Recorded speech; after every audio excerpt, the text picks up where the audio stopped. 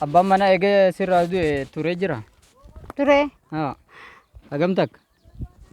Amata tokko bira kutu Abdallah. Turee jira. Kutee amata tokko bira kutu. Ijoollee nama sadii qabda? Egaa tun guguddoodha. Haa. Tun jajjabaatte amma tanaa fi miyyoo dubraa fakkaata malee tanaa fita. Akkasii. Duba akkamii jiraachuu jirtan sadii as?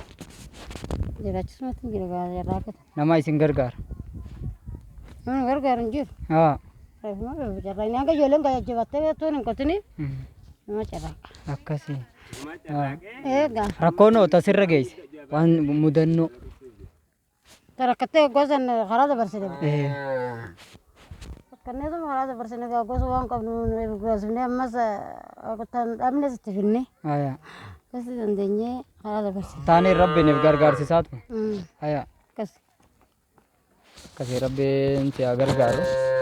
Ibaadaatti jirta moo akkam? Ibadaa wajjin jiru amma. Haa. Ibaadaa dhiisuun dirqama. Egaa salaatuun kee dirqama ta'a. Maaliif? Egaa akkuma lima. Qeemuun dirqama ta'a. Maaliif? Bakka abbaan manaatti kutee sanatti deemuuf teessa. Kas. Saniifuu boruu deemaa fi iftaan deemtaan beektu.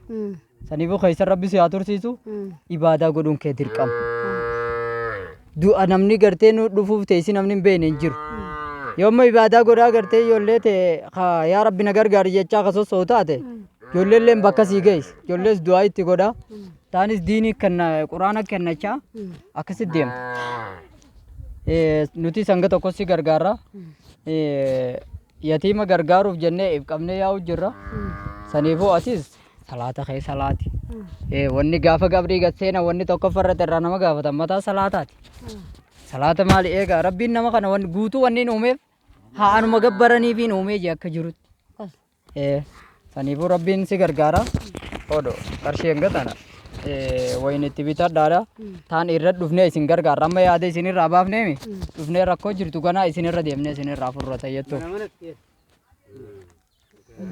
Akkasii